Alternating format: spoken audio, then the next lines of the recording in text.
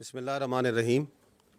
I welcome you all to ISPR. I'll be giving you a opening statement and a brief presentation on the ongoing situation. I am joined here with my colleagues from Pakistan Air Force, AVM Aurangzeb, and Admiral Rab Nawaz from Pakistan Navy. And after I am done with my part, then AVM Aurangzeb will give you briefly the air picture, and then we will take your question and answers. I'll give you first a rundown of briefly our understanding of the Pahalgam incident. If you see that the location of the site, that the Pahalgam, it is from the tip of the Badori Bulge. The crore distance is 108 kilometers and the ground distance is more than 200 kilometers. This is in context to the allegation that it was the terrorists, the people who were the perpetrators, they came across from the Pakistani side. So I just want to tell you that how deep inside the illegally occupied in Jammu and Kashmir this location of the site. If you see the map, the area, it is quite a hilly terrain. If you can show the terrain and open this slide. So if you see this, it's quite a hilly terrain.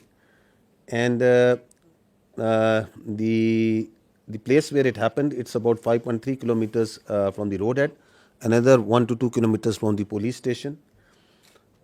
And this is either jeepable or on horseback that the people reach over there. So if you go to the next slide, you will see the first investigation report. It says that the incident culminated at about 14:20 hours, and the FIR has been filed at 14:30 hours. So after the incident finished, within 10 minutes, the police was there. It went there, it investigated, it went back, and then it filed the first investigation report. And the distance of travel is, one side is around about 30 minutes. So I don't think that it's humanly possible to do that. And if you see the contents of the FIR, the relevant part, we have highlighted it for you, it says that the people, the handlers were across the border. So they, within this 10 minutes, they concluded and they found out in the investigation that whoever did it, from where he was being handled, it says there were indiscriminate firing, and so that is what it's trying to say. So this is all. Once we say that we have not seen any shred of evidence that how this evidence has been produced. So in this evidence, there are so many holes and leaks that that raises a lot of red flags and questions. That how within 10 minutes they were able to find that. You will see that within at 3 o'clock, around about 3 o'clock, 3:05, the social media handles in India started saying that it was the Pakistan attacked Pahalgam. So they were absolutely sure that what happened. Where is that evidence? We are till now today saying that, okay, you knew at 3 o'clock that Pakistan attacked Pahalgam. Where is it? From where it's coming? Their TV channels started saying it. Please run this please run this clip of the TV channel. There are reports coming in of 4 tourists who have been targeted. They've been attacked by the terrorists in Pahalgam. Well, telltale signs of Pakistan's involvement is now emerging behind the Pahalgam terror attack. So this confirmation is clear now that there were Pakistani terrorists. Pakistan is not willing to digest that so much improvement has taken place in Jammu and Kashmir. So the point is to be noted is that at 3:30, it was Pakistan everywhere. Why it's important to say it again and again and even today is that this is the basis, the very flimsy basis, the very concocted basis on which today we are seeing the military situation that is going on right now. On the basis of which the innocent children, women, elderly and civilians are being killed. This is that basis. Now, if you go ahead, what is the people of the valley in Kashmir, what is the people all across India saying about it? What was they saying and what are they still saying of that incident, of those accusations, on the basis of which we are sitting over here, and from the night of the 6th, 7th May, you are seeing this blatant aggression that has taken place from media. What is the reality of that? Please run the first clip. 10 lakh से ज्यादा यहाँ पर army है। अगर यहाँ पर post कोई share करेगा ना, उसको रात में ही उठा लेंगे। अगर कोई पोस्ट गलत करेगा कोई शेयर, अगर यहाँ पर इतना फौज है, वो क्या करे, वो जख मारे हैं। वहाँ पर 200 बंदे थे, तब वहाँ पर क्यों नहीं आर्मी थी, क्यों नहीं थी, वो कहाँ गई? पहलगाम की जिम्मेदारी किसकी है? जिम्मेदारी तो सरकार ने लेनी चाहिए। पहलगाम की जिम्मेदारी, 27 लोगों की जान गई, वहाँ पे सिक्योरिटी क्यों नहीं थी, क्यों निकाली गई? तो तुम्हारा इंटेलिजेंस क्या कर रहा था? वो फेल्योर नहीं है, ये सरकार का फेल्योर नहीं है। ये प्लान करके मत करो। सरकार तो गई हुई है, मतलब इतना बड़ा Son of a victim. हमला हुआ, उन्हें कुछ पता ही नहीं है। इधर पूरी नीचे पूरे आर्मी का बेस है, उन्हें पता ही नहीं है। चक्के नाकों पर आप हर जगह आपको मिलिट्री दिखेगी, पुलिस दिखेगी, सीआरपीएफ दिखेगी। किस लिए? बॉर्डर पे हैं तो कहां से आए? जहां तक पहुंचे हैं तो वापस कहां गए? जिस तरीके से किया गया, रिटेलिएशन नहीं हो सकता है। अगर 7 लाख से 12 लाख के आसपास यहाँ सिक्योरिटी फोर्सेस है, उसके बावजूद इनको ये पता नहीं इंटेलिजेंस फेलियर। 3 टायर सिक्योरिटी रहते हुए भी एक ऐसा लैब्स हुआ, और ये सिक्योरिटी लैब्स है। What happened to our intelligence? Have we failed somewhere? And if we have, why have we failed? Intelligence failure है, सिक्योरिटी फेलियर है। यहाँ 7 लाख फौजी है जमा कश्मीर में, एक छोटा सा इलाका है, 7 लाख फौज है, वो कहाँ है? वहाँ पे गाड़ी नहीं जा रही है, पैदल इंसान जा रहा है। सिक्योरिटी इतनी है कि वहाँ से टेररिस्ट कहाँ से आ गए? वहाँ कहीं ना कहीं इनकी एजेंसी अटैक करवाती है। Now, listen to what the other people all across the India are saying. ये पुलवामा 2 है। पुलवामा 1 में कोई उत्तर नहीं मिला देशवासियों। ये संयोग नहीं है, प्रयोग है। पूरी देश की जनता, मैं नहीं कह रहा हूँ, पूरी देश की जनता, देखिए काफी लोगों को ये नहीं पता है कि पहलगांव कहाँ है, चंदनवाड़ी कहाँ है, बिष्णु टाप कहाँ है, गणेश टाप कहाँ है, शेषनाग कहाँ है, अमरनाथ क्या है। आज 3 दिन हो गए हैं, अभी तक एक भी इस्तीफा क्यों नहीं आया, या कोई भी किसी ने भी अकाउंटेबिलिटी क्यों नहीं लिया? आप क्या सरकार और क्या डिफेंस और क्या आप होम मिनिस्ट्री चला रहे हैं? आपसे अभी तक वो आतंकवादी पकड़े तक नहीं गए हैं। बेवकूफ नहीं है हम लोगों को सब समझ आता है। कोई इंटेलिजेंस फेलियर नहीं था, इंटेलिजेंस इनपुट्स होने के बावजूद अटैक हो गए। ये घटना घटी है, इससे लाभ किसको हो रहा है? कहाँ ढूंढते फिरोगे भाई? चोर तो आपके बीच में यही घूम रहा हो।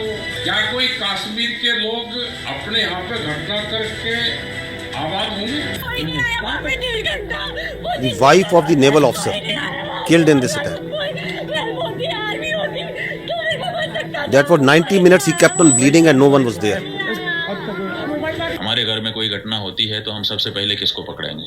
सबसे पहले तो चौकीदार को पकड़ेंगे ना, कि तुम कहाँ थे, क्यों ये घटना हो गई तुम्हारे रहते हुए। कश्मीर में सिचुएशन स्टेबल नहीं है, कश्मीर में कुछ भी ठीक नहीं है। वो जो आप चुप देख रहे हो ना, इसका मतलब ये चुप नहीं है, ये किसी आने वाली चीज की आहट होने वाली है। जैसे एक साइलेंस होता है ना कुछ होने से पहले, कश्मीर में उसी ट्रिगर पर है। देश में अब तक के सारे बड़े आतंकी हमले भाजपा की सरकार में हुए हैं, और भाजपा की सरकार आते ही देश और देशवासी सभी खतरे में आ जाते हैं। पहलगाम हमले के बाद से ही सरकारी कवियों ने पाकिस्तान के खिलाफ मोर्चा खोल दिया है और वीर रस की कविताएं पढ़ना शुरू कर दी। They are all Indians. देश के गृह मंत्री ने This is Indian public. क्यों नहीं लिखा? और प्रधानमंत्री को हमले के तुरंत बाद आतंकियों को धमकाने के लिए बिहार में रैली करने की क्या जरूरत पड़ गई? जम्मू कश्मीर के पहलगाम के निकट मिनी स्विट्जरलैंड कहे जाने वाले वेस्टर्न घाटी में आतंकी हमला हुआ।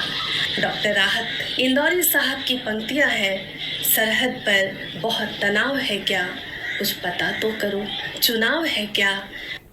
Why it's important that we recall this?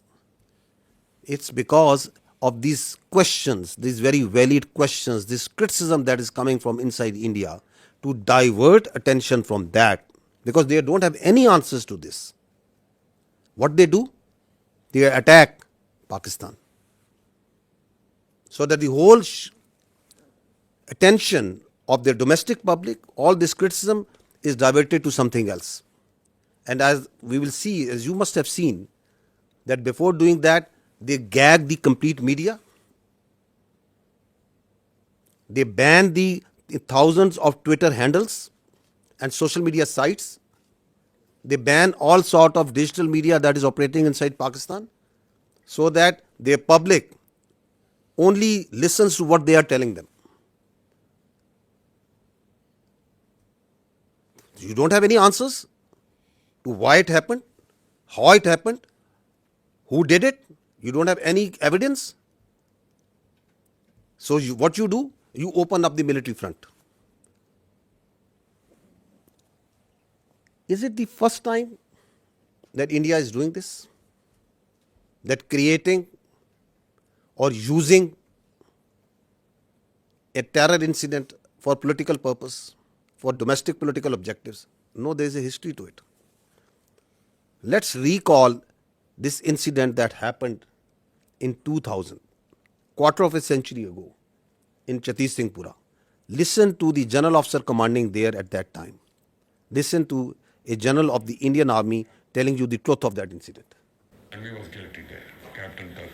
They were misused. ਰਾਤ ਨੂੰ ਆਉਂਦੇ ਸੀ ਪੂਰੀ ਪਲਾਨ ਬਣਾਈ ਇਹਨਾਂ ਨੇ ਯੂਨੀਫਾਰਮ ਚ ਆਉਣਾ ਰਫੜਾ ਟੰਗ ਦੇਣੀਆਂ ਦਰਖਤਾਂ ਨਾਲ ਬੱਚਿਆਂ ਨਾਲ ਖੇਲਣ ਖੋਲਣ ਲੱਗ ਪਏ CID ਪੂਰੀ ਕੱਢ ਲਈ ਸੀ ਉਹ ਪਿੰਡ ਇਸ ਪਿੰਡ ਸੀ ਵੀ ਕਿਸ ਵੇਲੇ ਸੌਂਦੇ ਕਿਸ ਵੇਲੇ ਆ ਕਰਦੇ ਕਿੰਨੇ ਬੰਦੇ ਹੈ ਕੌਣ ਚੌਧ ਮੇਲਸ ਕਿੰਨੇ ਨੇ ਹਥਿਆਰ ਕਿੰਨੇ ਨੇ ਸਭ ਕੁਝ ਕੱਢ ਲਿਆ and then one night they came ਆਉਂਦੇ ਸੀ ਪਹਿਲਾਂ ਵੀ चेकिंग के लिए निकलाओ बाहर आओ सारे आओ मेल सारे बाहर आ जाओ वो लाइन अप कर लेते सी पहले उदा ही करते रहे फ्रेंडली लाइन अप उन्होंने कॉन्फिडेंस देता फिर फैसला किया अद्धी एक दिन आ गए 10 बजे रात को निकलो बाहर गुरुद्वारे को लाइन अप करे ताकि भज जान पिंड छड़ के तो कोई आर्मी वालों कोई एक्शन या तो कोई we gave the full report We said army was involved. Clinton kicked up a row. Due to me, a lot of lives have been lost. I want to know exactly what happened. The other human rights organization, United Nations, sent. And we sent them the report. क्या होया? They knew. Americans knew. तो the पीछे कोई उस killing के पीछे political reasons भी सीगे? No. Only this. They exposed the BJP government and BJP government wanted to tell Clinton J&K की हो रहा पाकिस्तान के बरखला प्रोपेगेंडा करना सी कि देखो पाकिस्तान की कर रहा है पाकिस्तान ने साढ़े सिख लाइन अप करके मारते So basically BJP planted this to impress Clinton to help India against Pakistan ਤੁਸੀਂ ਮੰਨ ਨਹੀਂ ਸਕਦੇ ਉਹ ਤੋਂ ਬਾਅਦ ਜਦ ਇਹ ਰੌਲਾ ਪਿਆ फिर अडवाणी ने फिर ऑर्डर दिता कि देखो जल्दी से कुछ करो जिससे कन्विंस हो जाए भाई इन्होंने किया था ये वो पकड़ लो किसी को इन्होंने 5 इनोसेंट बंदे कश्मीरी पहाड़ के ऊपर जाके मारते जी they were innocent boys So once we question what they are saying now, there is a history to it of killing innocent people for their political objectives, pinning blame on Pakistan, covering it up by further killing innocent Kashmiris and Muslims and posing them as terrorists.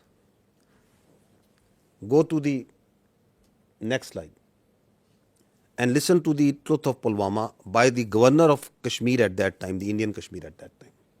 Pulwama की शहादत को याद रखो और अब हम बालाकोट करेंगे ये करेंगे वो करेंगे उसको इलेक्शन के लिए यूज़ करना चाहते थे कि ये पाकिस्तान ने किया हमारे जवान मारे और अब हम हराएंगे कि अब ये सारा ऑनर्स पाकिस्तान की तरफ जाना है तो चुप रहिए मतलब ये एक तरह की सरकार की चालू पॉलिसी थी कि blame Pakistan exactly and we will get credit and it will help our election exactly So what's happening now? Is it something different? It's the same playbook. That is why we say that this drama of this mantra of cross-border terrorism from Pakistan, of these jihadi organizations supported by Pakistan, these concocted allegations, and then basis of that, you start going into military posturing and military action. This must stop now.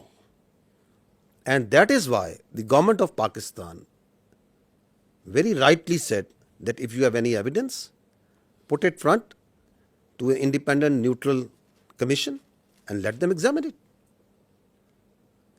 Nobody gives you the authority to become the judge, jury and executioner. And that's what exactly India is doing right now. What Indians started doing, because this has also a linkage of that hubristic, that aggressive mindset that you see right now at play in Indo-Pakistan, in South Asia and in the world right now by the India. What they started doing it, that they started crushing the people of Kashmir and the Muslims and the minorities over there. This is, just listen to the Kashmiris, what is happening to them. ये जो India वाले हैं, मैं कहती हूँ इनको तो इनके सीनों में दिल है ही नहीं ना। इनके सीनों में अगर दिल होता ना तो ये कुछ ना करते। इतना अरसा उन्होंने कैद में रख के तो आखिर में जब उनका फैसला होना था तो उन्होंने उनको इनकाउंटर कर दिया और इन्होंने हमें उनकी ना डेड बॉडी दी। पाला पीठा हुआ।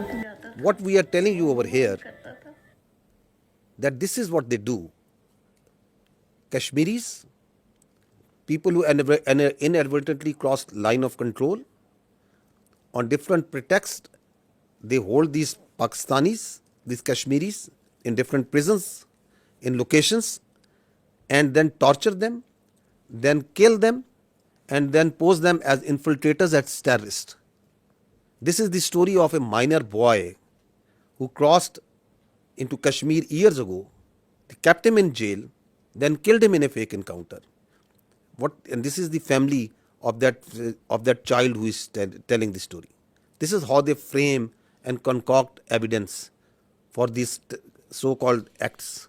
इधर ही बाहर ही खेलता था। माँ ने बहुत मुश्किल दिन गुजारे हैं। उनकी आँख नजर भी चली गई थी रो रो के। तो बस जब कोई इधर कोई आता था उनको मिलने के लिए, कहते हैं ज़िया मुस्तफ़ा की कोई खबर है नहीं है, हम यही कहते थे कि वो आएगा, इंशाल्लाह ज़रूर आएगा। कहती थी कि मैं देख के मर जाऊँ तो फिर कोई अफसोस नहीं है। मेरी वालिदा मोहतरमा उसके इंतज़ार में वो वफात पा गई और इसी तरह से हमारे बड़े भाई, दो बड़े भाई फौत हुए उसके इंतज़ार में। हमारा वो प्यारा बच्चा वो इस तरह से मार दिया, जेल से बाहर निकाल के ऐसे फर्जी नाम दे के कि उसको पता नहीं कौन सी जंगलात का पता था, उसको क्या पता था जालिमो तुम्हारे वो जेल में है, जेल से कैसे कोई बंदा रब्ता कर सकता है। This boy, in October 2013, this minor was taken into Indian custody and they killed him in October 21 on the charges of being a terrorist. What they did after Pahalgam, opened up the same playbook. So this is on 24th of April, 2 days after Pahalgam, we saw that the Indian media reported a fake encounter that two terrorists from the Pakistani side, they were infiltrating and they were killed. Look at their bodies, these so-called terrorists. They are two citizens more than 50 years old from a divided village, two Pakistani citizens from the Pakistani side of Kashmir. Clean shoes, shining moccasins, pistol and a planted gun and a planted pistol. And these are the terrorists that are going across in an area which is a border which is infested with military forces all over. And once the media went to their village and to ask the truth, listen to what the villagers tell about it. आसानियाँ हो गया है। ये दो हमारे बुजुर्ग भाई ये सदियों से यहाँ रह रहे हैं, इनका बाप दादा यहाँ का रहने वाला है। आलूसी के करीब ये गांव है, कहीं मालूम पहुंची गुम हो जाता है। आलूसी के करीब उनको ढूंढने के लिए गए, इंडिया आर्मी ने शहीद कर दिए। तो वो मार के कहते हैं कि ये दहशतगर्द है और दहशतगर्द ये नहीं है। हमारे दो भाई इंडियन आर्मी ने इनको शहीद कर दिया है। वो गाँव के ज़ईफ़ुल उम्र थे, तकरीबन उनकी 50-60 साल उम्र थी और उन्होंने रिपोर्ट में डाल दिया कि ये पाकिस्तान के दहशतगर्द थे। दहशतगर्द नहीं थे, वो ज़ईफ़ुल उम्र थे। एक का नाम मलिक फारूक और दूसरे का नाम मोहम्मद नंबरदार। जो कोई दहशतगर्दी में नहीं पाए जाते हैं कि अरसा दराज से यहाँ रहते हैं। इंडियन आर्मी ने फायर करके उनको हलाक कर दिया। मेरे दो भाई अपना माल मवेशी ढूंढने के लिए एलओसी लाइन के करीब गए तो इंडियन आर्मी वालों ने फायर करके दोनों को शहीद कर दिया। The CNN team went to this village a few days ago and they went to the same village and what he found about the reality. Elderly children and women are incredibly scared. He says, we want to take our livestock out to pasture, but the Indians are right there in front of us, and we're very concerned. Their fears may be well-founded. This 17-year-old says Indian troops killed his father, Malik Farouk. He had gone to the line of control to chase our cattle, he says. The Indians shot him and accused him of being a terrorist. He is not. He is a good man. The day after the massacre in Indian-administered Kashmir, the Indian government announced it had foiled a terror plot, killing 2 Pakistanis. Malik's brother denies the allegations too, says he was just a herder like me, believes India wants their land, before breaking down in tears. It's okay. India's done a great cruelty to us, he says. If they want me to leave, put a bullet in my head. That's the only way I'll go. What I want to bring to your notice is this: you as independent journalists, please go and find the facts. These are the facts. You pick innocent people, you murder them, the army sits and tells them these are terrorists. They do it on daily basis. That are these the terrorists that the Pakistan is sending across? They are innocent people. And on basis of that, you ratchet up concocted lies, a story, and you put it out in the media, in international media. You blame Pakistan. You don't provide any evidence, and then you say we will attack. This is exactly what they have done. Okay, that this terror plot was made by this and this. These are the mosques, and you attack mosques, the places of worship, right under the eyes of the international community. The fact of the matter is, yes, there is terrorism. There is terrorism that's happening in Pakistan on daily basis. And who is sponsoring it? It's India. I'll give you the facts of this Indian sponsored and abetted terrorism in Pakistan. First, listen to what their leaders, their political and military leaders themselves say. What the evidence which is available publicly, what it tells us.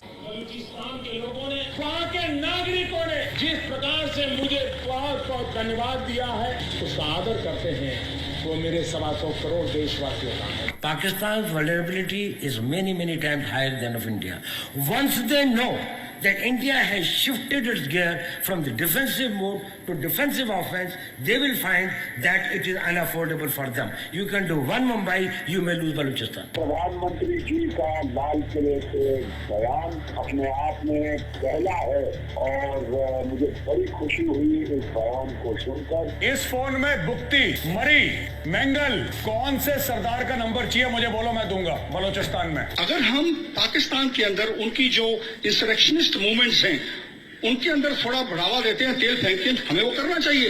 उन्होंने बलूची को दबा के गुलाम बना के रखे, तो उनको मुक्त करना है। The aims and the targets of Kulbhushan Yadav, serving naval officer of India, doing terrorism, supporting terrorism in Pakistan. Any kinds of requirements of them are conveyed back to the raw officials. The terrorist leaders who surrendered, they are telling that how India supports them, how India sponsors terrorism in Balochistan.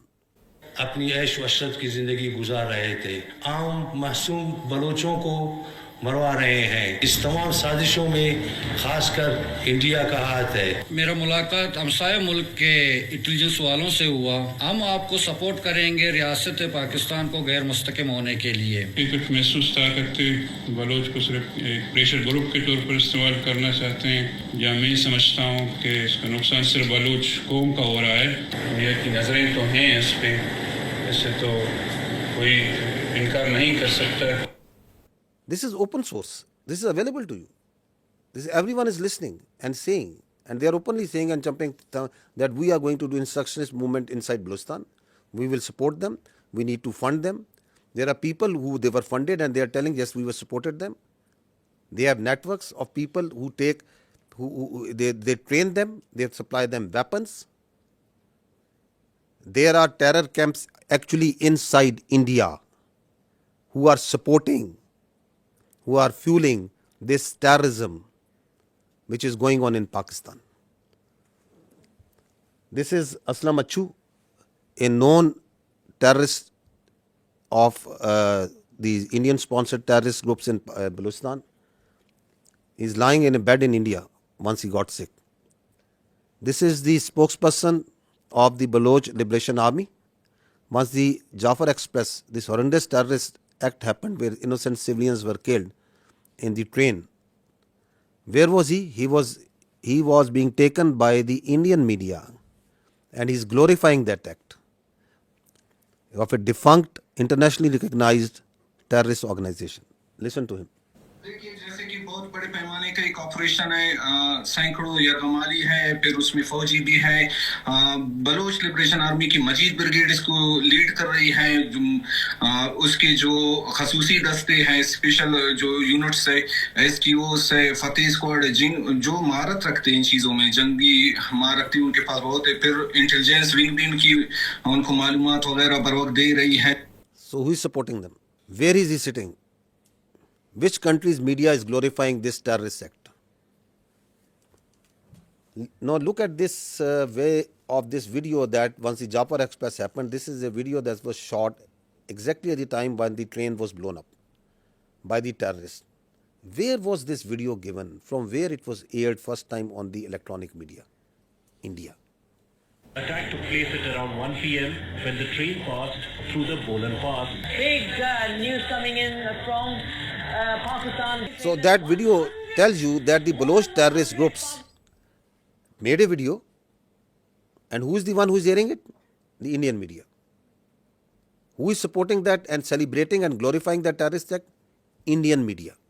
This is the evidence that we put in January of 24, the Foreign Office of Pakistan. We have credible evidence of the links between Indian agents and the assassination of 2 Pakistani nationals on Pakistani soil. These are killings for hire cases. Indian agents use technology and safe havens on foreign soil to commit assassinations in Pakistan. An Indian agent, Yogesh Kumar, orchestrated the assassination. We have documentary, financial and forensic evidence of the involvement of the 2 Indian agents who masterminded these assassinations.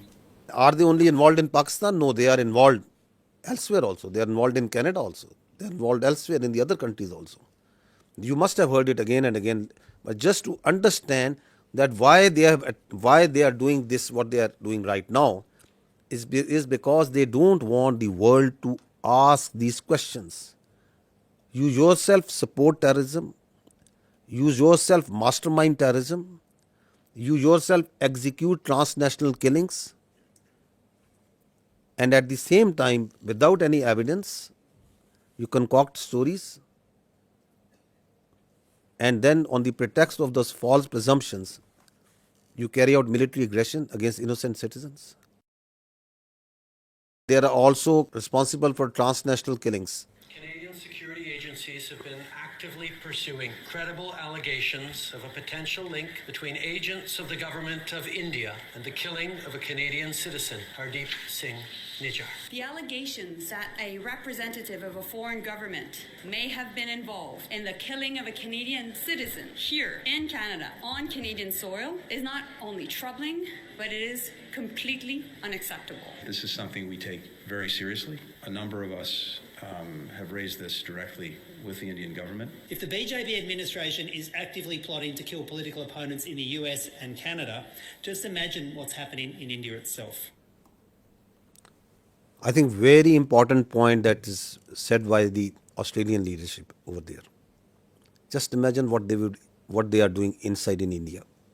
Once this Pahalgam incident happened, immediately after that the National Security Council of Pakistan sat down and issued a declaration. What did they say in that declaration? One part of it, it says that the Indian attempts to inject volatility in the environment along Pakistan's eastern border is aimed at distracting Pakistan's counter-terrorism efforts. Because one of the objectives of this incident is to provide space to the terrorists sponsored by India who are operating along in the western part of the country, whether it's Fitna al-Khawarij or the terrorist groups operating in Balochistan. Because the government of Pakistan, its armed forces, security agencies are on daily basis tightening the noose against this Indian sponsored terrorism. So one of the objectives is to distract and divert the security agencies, the armed forces from these counter-terrorist operations. We know it because we have credible intelligence that as this incident happened, in the same time frame, instructions were issued, passed to all the terrorist cells, all the terrorist organizations sponsored and abetted by India to amp their activities in Pakistan, to increase the terrorist acts in Pakistan. And on the night of 25th, 26th April, post Pahalgam, the largest tashkeel of the Fitna al-Khawarij in the history, it attempted to infiltrate across Afghanistan. More than 100. And 71 of them were killed. Because they came in a hurry, because they were being pushed by the Indian intelligence agencies to go across and do terrorist acts in Pakistan. You can see this engagement and the results of that over here. The largest tashkeel. Now this is again on 25th of April, post Pahalgam, a terrorist was nabbed in the town of Jhelum in Punjab, Pakistan, and from the material, from his forensic of his mobile, a lot of information came out that he was working on behalf of the military intelligence of India. A terrorist being directly funded, sponsored, trained, and doing terrorist activity inside Pakistan for Indian military intelligence. I'll just show you one or two audios in which he is talking with his Indian military intelligence officials, their officers who are telling him what to do. So he is talking to a Indian Major Sandeep.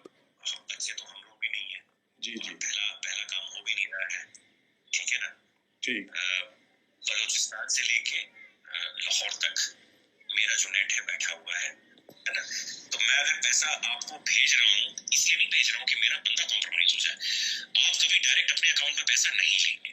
पहली चीज ये आपके लिए भी क्या कहते हैं, मैं एक डायरेक्शन डेटिंग लेंगे। 10,000 रुपए यहाँ के मैं आपको इसलिए भेज रहा हूँ क्योंकि मुझको पता है कि कितने अमाउंट को डालने से ISI या आपके यहाँ की एजेंसी या आपकी साइबर विंग हो गई, ठीक है ना, या आपका पुलिस डिपार्टमेंट हो गया या एनफोर्समेंट डायरेक्टरेट हो गई आपकी, वो उस चीज को मद्देनजर नहीं लेगी। समझ गया, ठीक है ना। जब आप बड़ा ऑपरेशन करेंगे, और मैं लाखों की बात कर रहा हूँ, जब आपको 3-4 लाख रुपए भेजे जाएंगे यहाँ से, तो आप लड़कों में क्या होता है, एक ऑपरेशन करने के बाद वो पागल हो जाते हैं। मैं आप इस तरफ की बात कर रहा हूँ। उनको लगता है जी सामने वाला बंदा पैसा देने के मूड में नहीं है।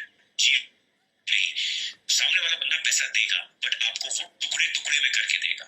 मेरे लिए बहुत आसान है, मैं भी कमीशन देता हूँ किसी बंदे को देने के लिए, जो वहां पे बैठा हुआ है, जो अपनी रिस्क पे ले आपको भेज रहा है पैसा, उसको भी तो मैं दूंगा ना भाई। मेरा क्लाइंट तो है नहीं वो, या घर वाला तो मेरा है नहीं, वो भी मेरा दोस्त ही है। मेरा ताना तो मैं दूंगा ही दूंगा ना भाई, उसकी भी तो लेबर लग रही है। फिर मेरे को सेफ रखना है तो मेरे लिए आसानी है कि मैं एक बारी में दे दूं, मेरा काम, मेरे पैसे बच जाएंगे।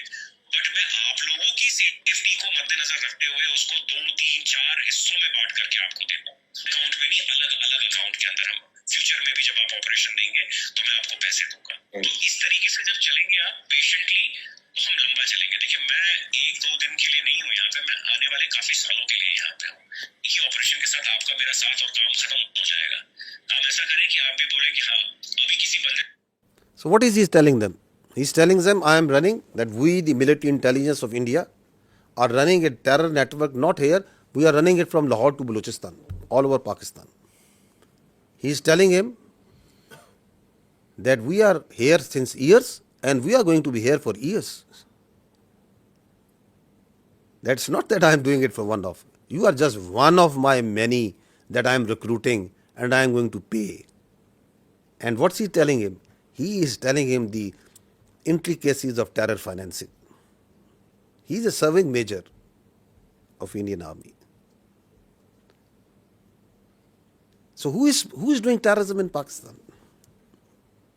This is just one Indian cell. And he is telling them that I can give you millions, I can give you lakhs. Just imagine how much they must be paying to Fitna al-Khawarij, how much they must be paying to the terrorist groups whom they are running in Balochistan. Not millions, billions. This is the reality. We are asking that just give some iota, some fraction of such sort of evidence for what you are telling that this Pahalgam, someone in that Pakistani state was involved in it. You don't have any evidence. The same way, you have no evidence that Pakistan is attacking for last 48 hours at multiple locations inside India. You just concoct stories. I think this time has come to ask the real questions, the better questions, that the Indian government needs to stop living in cinema and theatrics, and they need to come out of fiction. They need to stop creating fiction. This is reality. This is happening. There are there are cells that these people are putting bombs, planting bombs, killing innocent.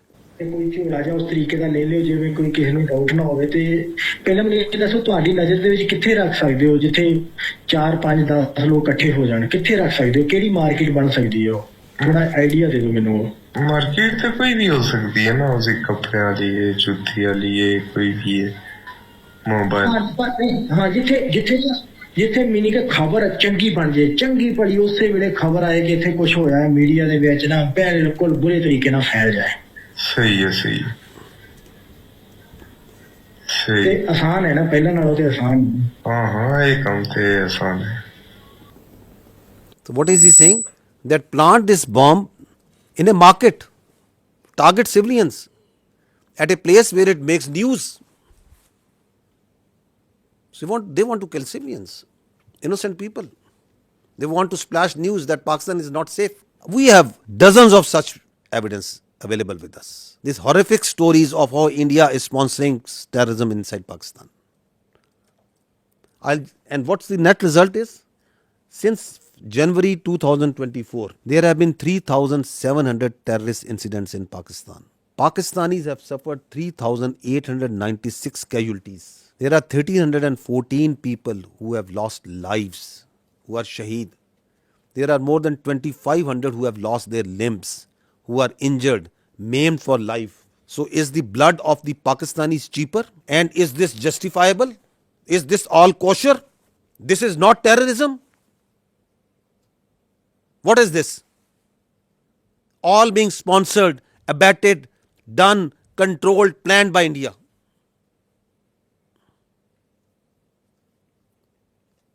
And you don't have any evidence for Pahalgam? You cook up a story, this mantra, you listen just, I think yesterday, there are jihadi organizations because Pakistan has been doing this, because Pakistan has been doing this. That because Pakistan has been doing this, just because that, where is the evidence for that? That Pakistan has history. Which history? Tell us about this incident. We have for each and every incident, we can tell you how the Indian hands were involved. Your leaders are on public display. They are saying that we are going to do terrorism inside Pakistan. We are going to destabilize Pakistan. And please understand this, that Pakistan is the last bulwark state standing against this terrorism. This creeping ideology, this perverted ideology that is coming from our West. If this country of 240 million plus people, if this terrorism, this perverted ideology takes roots over there, just feel the consequences of that for the world. Who is fighting against it on daily basis? We, the people of Pakistan, the armed forces, the security forces. The figures tell themselves, 190 operations per day. Since January 24, more than 77,000 counter-terrorism operations have been done by the state of Pakistan. We are fighting it on daily basis. And India is sponsoring and supporting these terrorists for its very myopic and short-term interest. If this bulwark state which is fighting against this terrorism, not on only behalf of the people of Pakistan, but for the people of the world. If it gets distracted, which is one of the objectives of the India, what consequences it will have for the region and the world. Also keep this thing in mind. Now, on the pretext of action against this Pahalgam incident, their perpetrators, rather than giving credible evidence, what they started an oppression campaign against the Muslims and the Kashmiris in particular. This is what is happening right now in Kashmir. More than 50 houses have been bulldozed and blasted. More than 2,500 innocent Kashmiris have been taken into custody, God knows where.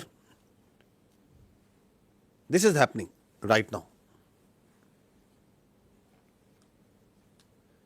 This is their counter-terrorism operations that is going on.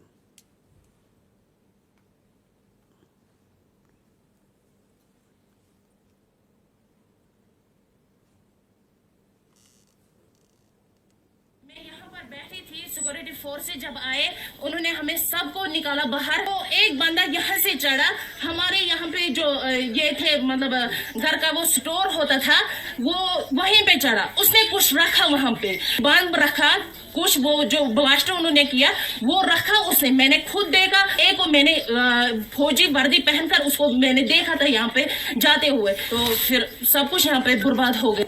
They are beating innocent people on streets. जाए ताकि हम घर safely पहुंचे जाए।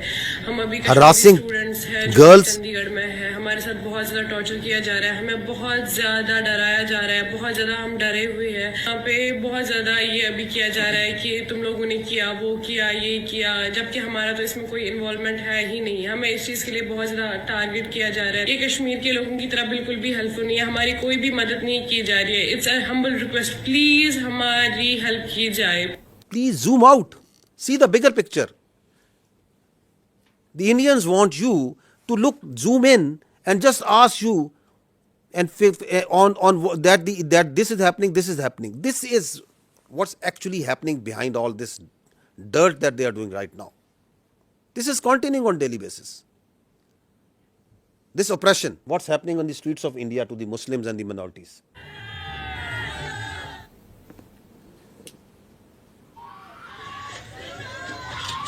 हमने तो काम start कर दिया अपने गांव में। भाई हम काट डालेंगे, दो पकड़े गए तो हमारे काट डालेंगे भाई।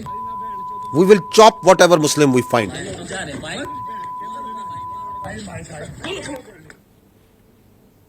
दो कटुए मारे गए, छत्री और अच्छा दल इसकी जिम्मेदारी लेता है, और भारत माता की सौगंध 26 का बदला अगर 2600 से ना लिया तो मैं भारत माता का पुत्र नहीं। जय श्री राम, जय हिंदू राष्ट्र।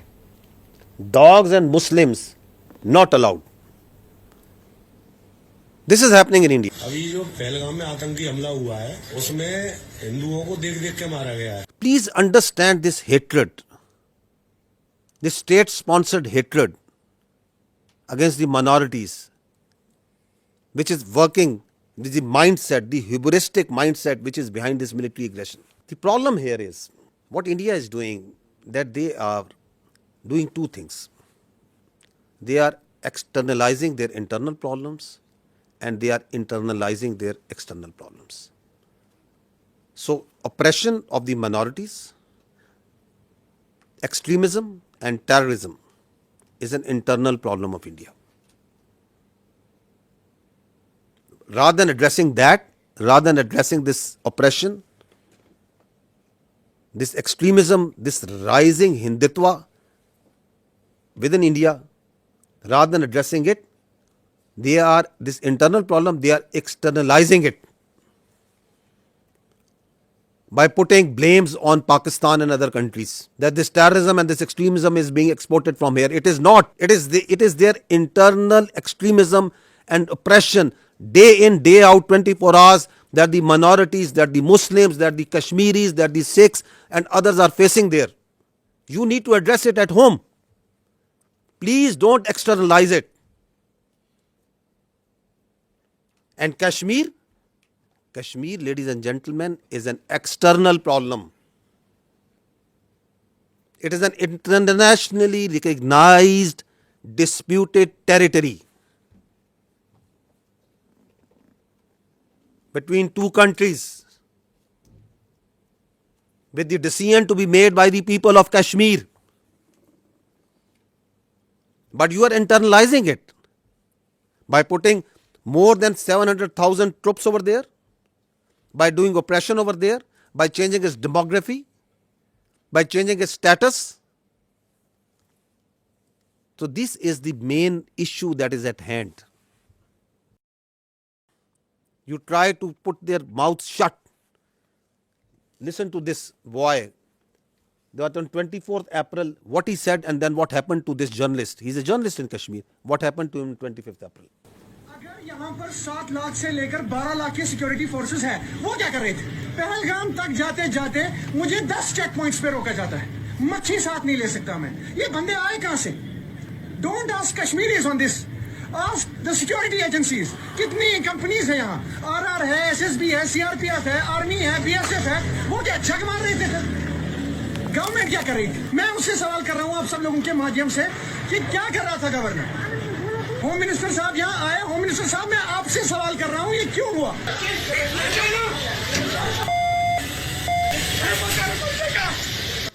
And next day he has been picked up. God knows where he is. Now listen to this girl. She is a social media influencer. What happened to her?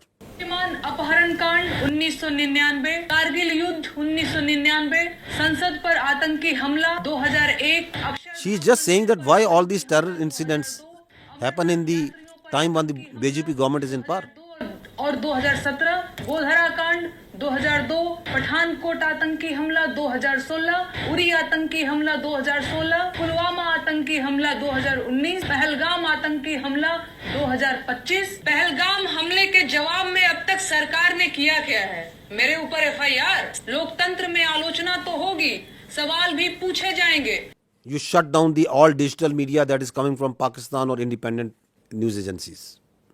You shut down the X and the other social media platforms because you don't have the capacity, you don't have the patience, you don't have the morality to listen to the truth.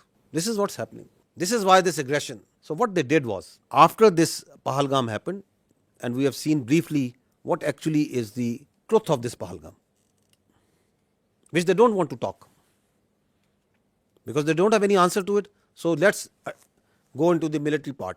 Why? So that there is a diversion, there is a strategic diversion, and everybody is focused on the day-to-day activities.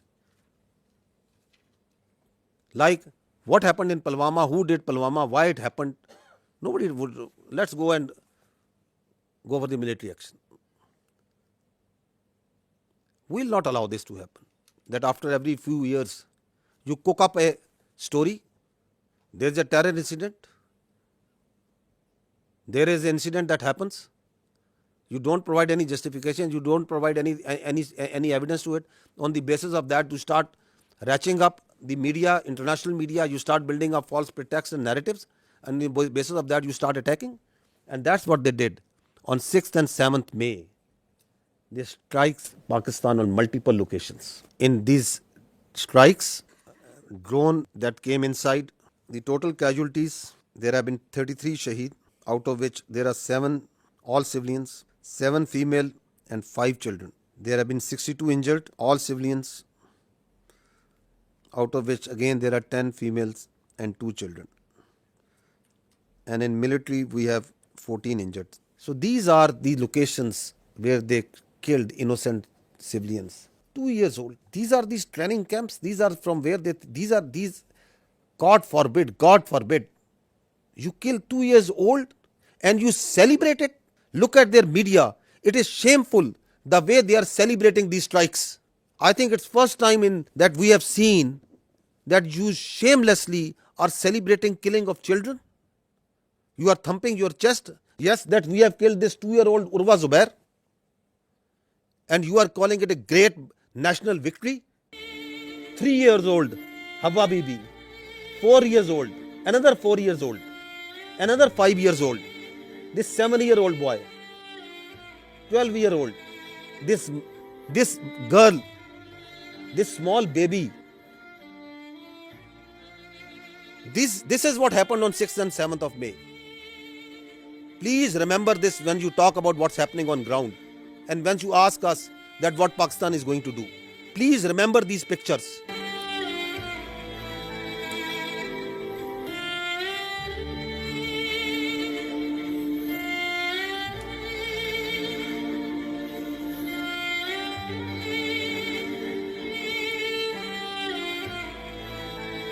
I ask you again, I request you to remember these pictures.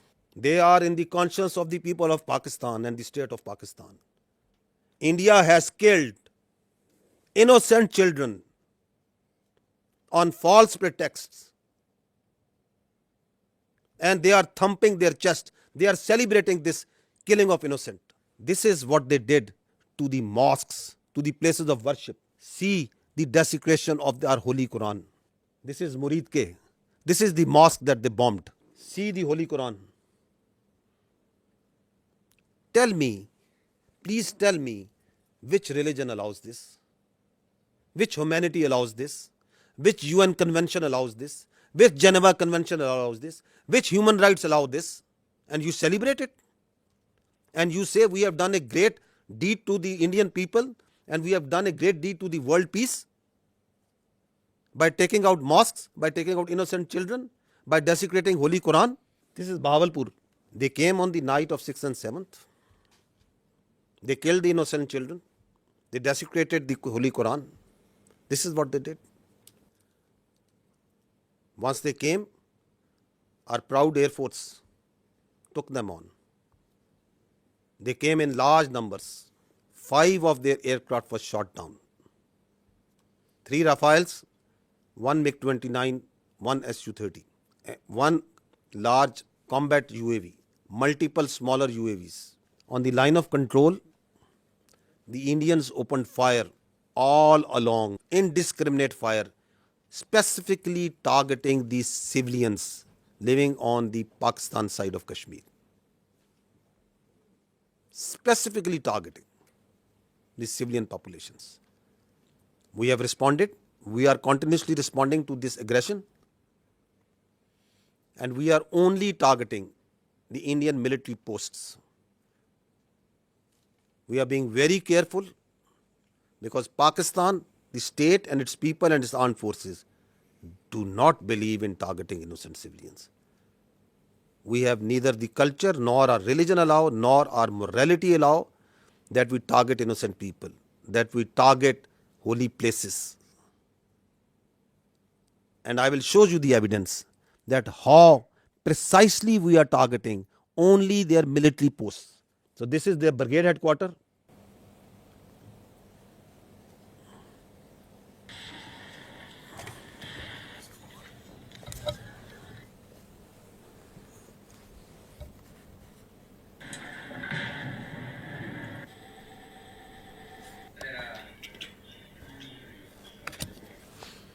This is their post. So we are targeting exactly from where the fire is coming on Pakistan. Only the military targeting. We are just showing you some parts of it. This is Hajipir sector, ring contour post, Bhagsar mortar position. This is Danna top. This is the LP post. In continuation of what I said earlier, that one of the purpose of this Pahalgam and the continued action that is going on is to distract the counter-terrorism operations of Pakistan. Just received a message that Indian-sponsored terrorist entity Fitna al-Khawarij undertook a ID and attack on our forces in South Waziristan district, and we have suffered 9 shahadats. Attack through conventional forces, do terrorism through conventional forces against the innocent children and civilians,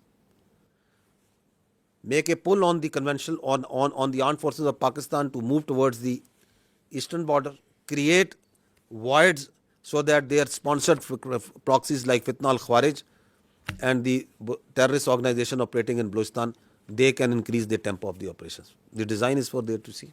This is also important to understand that once they attacked with their air on 6th and 7th May, so there were 57 flights which are operating inside Pakistan at that time, including international flights from Gulf countries, brotherly Gulf countries, from Qatar, from UAE, from Saudi Arabia, from China, Korean, Thai, and many other countries, also all domestic flights. And you put in danger thousands of civilians' lives once you started attacking them, once you started attacking the Pakistani airspace. And they also, in the process, took on shelling of the Neelam Jhelum hydropower project, the Nusari Dam. This also happened on the night. The question is, what sort of mindset is this? You are putting lives of the innocent civilian passengers in aircraft from different nationalities in danger. You are attacking hydropower projects, water, dams, the storage sites. And you don't want that anybody should talk about it, that nobody should question you about it. And then you create the smoke screens of Pakistan attacking multiple places over there. I told yesterday also, I tell again, when we will attack, when we will give them a response, we don't need Indian TV channels to report it. The voice will be heard everywhere. We don't need this state-controlled media of Modi government to tell where and how we have attacked. These are the articles of the Geneva Conventions. And what they say, I'll just read one of them. Works and installations containing dangerous forces, namely dams, dikes and nuclear electrical generating stations, shall not be made the object of attack, even where these objects are military objectives, if such attack may cause the release of dangerous forces and consequent severe losses amongst the civilian population. These are the world norms. These are the protocols, the agreed protocols as per which the humans have decided to live their lives, the way we would like to live in a civilized world. Repeatedly you are saying that violation of one by one and one and one and one. It's happening. And then we saw yesterday and then today also, they are sending Israeli-made Harpy and Harop drones inside Pakistan. Swarm drone attacks. You must have observed it. They are sending it. We have so far taken out 77 drones, neutralized them through hard kill and soft kill. At multiple locations they have come. Whenever these drones come, they are detected. They believe, like if that they thought that they are very high tech aircraft and they will be able to go scot-free. They, I think, thought that these very sophisticated low cross-section drones, they can come and create havoc over there. We have taken we are taking each one of them out. Not one of them has been able to go back to India, and not one of them will be able to go back. So we watched each one of them. We detect each one of them. So don't think that anything that is coming from the east, we are not seeing. We are vigilant, and we will not let anyone put a cross on our territorial integrity and sovereignty. Not at all. We will defend our honor, our integrity, our sovereignty at all cost, and we are doing it. So these drones that have been shot, we are collecting the debris from all over Pakistan, and these are our war trophies that we will rub on their faces. On the night of 6th and 7th, we asked them to pick up the debris from their side. This time this service we are doing for them, whatever they are sending. And whatever they will send, we will convert it into debris. Let there be no doubt in it. You can see certain very few parts of this. Drones that they are sending, please keep on going. And the damage that they are causing to innocent civilians, innocent places, civil places. Now this is very, very horrifying that they carried, as part of the swarm drone attack, they targeted the holy place of Sikhs in Nankana Sahib. Totally unacceptable. The Pakistan Armed Forces timely neutralized this threat to Nankana Sahib, and we will continue to defend, as part of our territorial integrity and sovereignty and honor, all places of worship, including those of even Hindus, all places of worship. Because our religion, our national spirit, the teachings of our great Qaid-e-Azam tell us that we have to protect the minorities.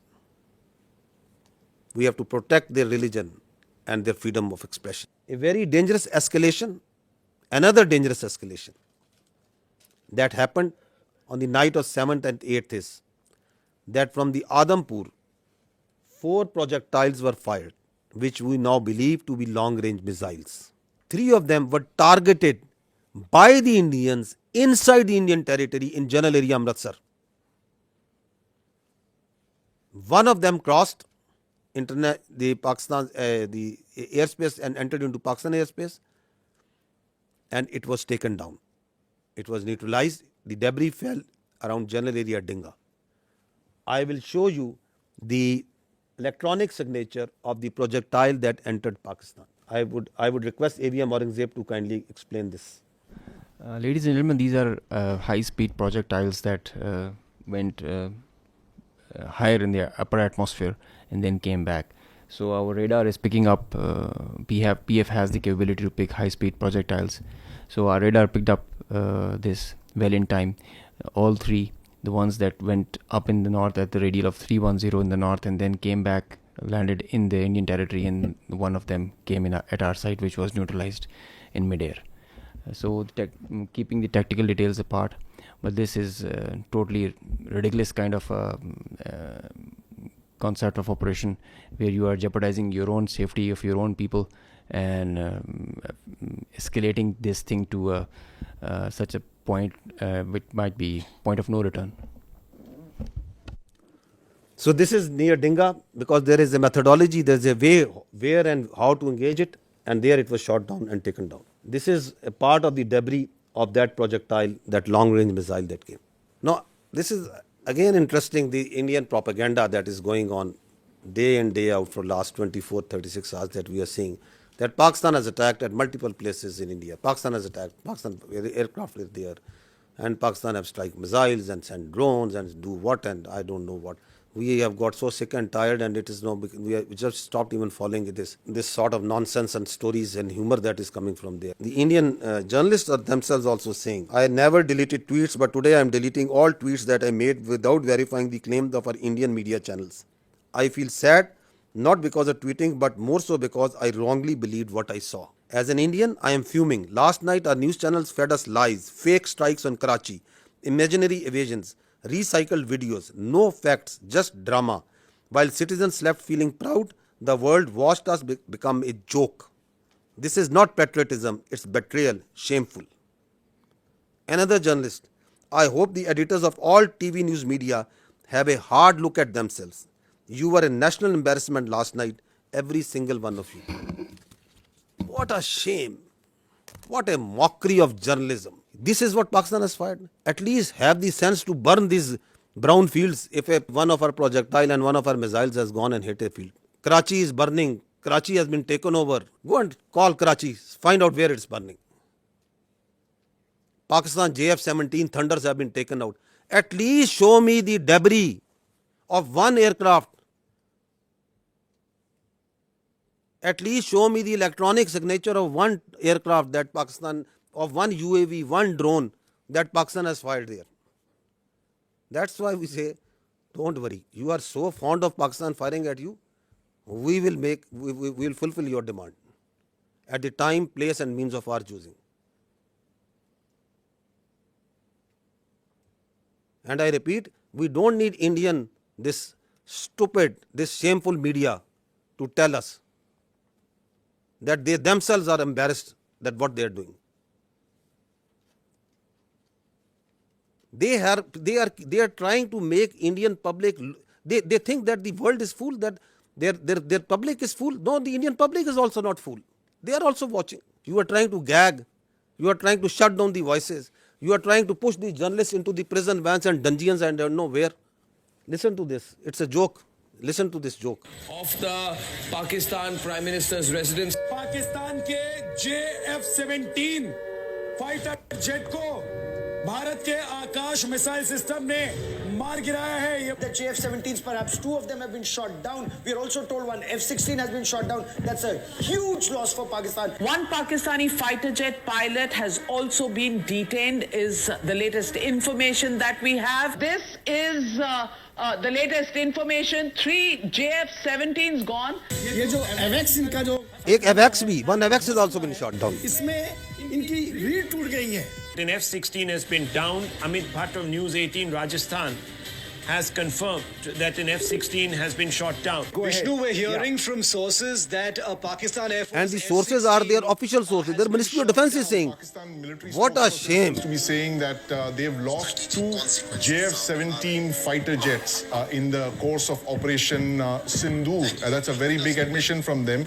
There is a lot of speculation that is going on, and one speculation that is going on is whether there is a coup against the Army Chief Asim Munir. Karachi बंदरगाह पर भारी तबाही हुई है 10 से ज्यादा धमाके वहां पर देखने को The port of Karachi is in flames. अब कुछ बचा नहीं है पाकिस्तान में Nothing is left in Pakistan.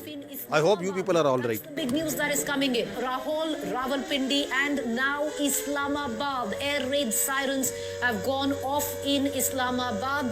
Army अंदर घुस गई है पाकिस्तान में क्वेटा का इलाका है वहां पर In Quetta also. कर दिया है इस्लामाबाद के बड़े इंपॉर्टेंट स्ट्रेटेजिक लोकेशंस पर अटैक किया गया Our missiles S-400s. Please pause. Please pause. Pause. One F-16. रोकिएगा. In the picture, you can see supposedly a PL-15 missile that they think is lying on the floor or somewhere. This one, I think you are referring to this. Yeah, one. this one. Yeah. Which they are claiming again and again. It's a PL-15. Children at science fairs make better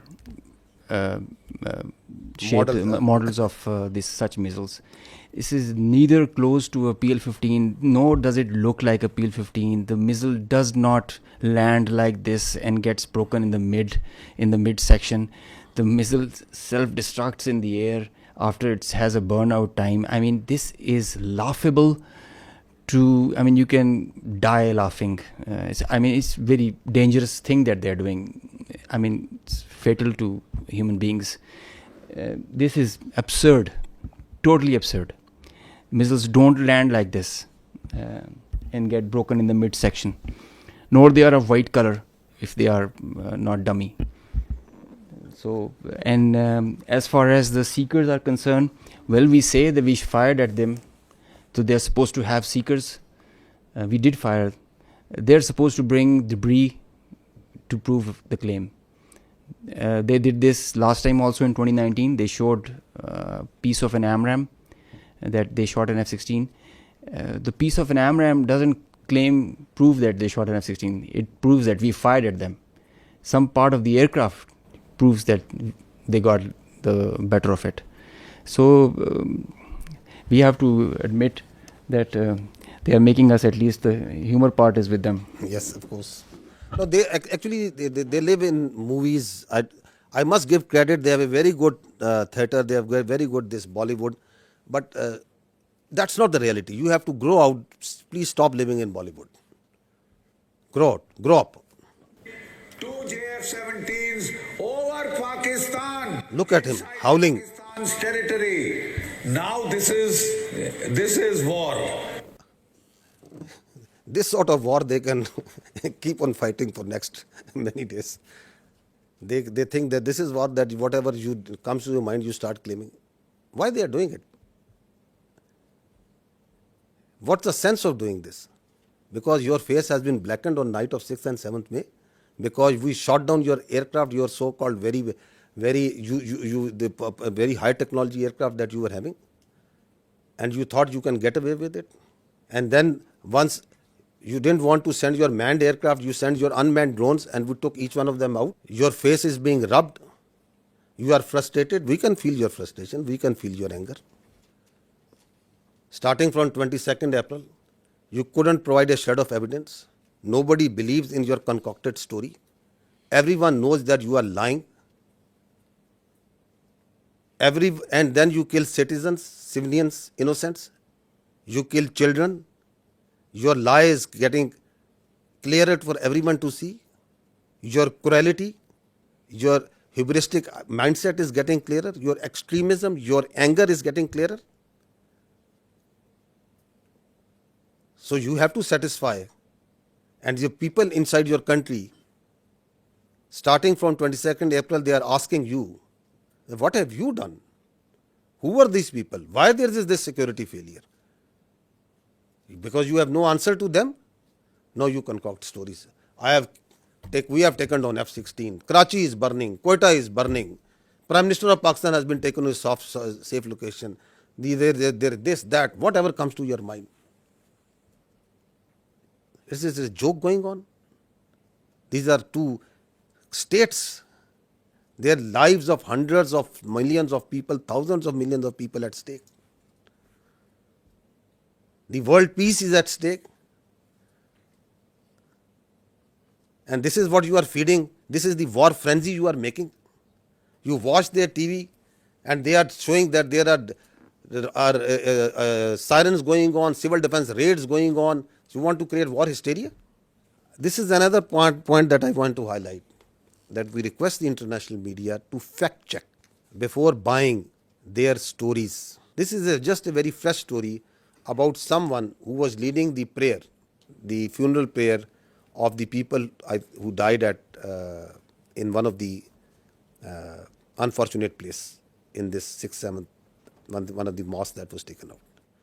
And the Indians started planting that this person who was leading is brother of someone whom they claim. You people are much more informed than me on this. Huh? So they started saying, no, listen to this.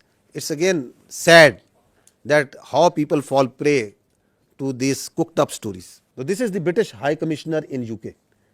Now he is showing, the Indian High Commissioner in UK, he is showing this man and claiming him to be brother of this person. The founder of the terrorist groups that you're mentioning. Look who's behind him. Look at the coffins there. They have the Pakistani national flag. Masood Azhar's brother has been killed in operation. So at least match your notes. Your High Commissioner in UK is saying that this man is leading the prayers. Your media is saying he has died. So before you cook up a story, I would request our dear friends, whoever is writing the script over there of this fiction book that they are writing, that at least match the notes amongst yourself. Abdul Rauf Azhar, Masood Azhar's brother, Abdul Rauf Azhar killed. You have to say once something, you have to back it up with fact and evidence. Now this man who was actually leading the prayers, whom the High Commissioner of the Indian High Commissioner is saying that he is the brother, what is he telling? Who is he? This man is Hafiz Abdul Rauf and he is telling who am I?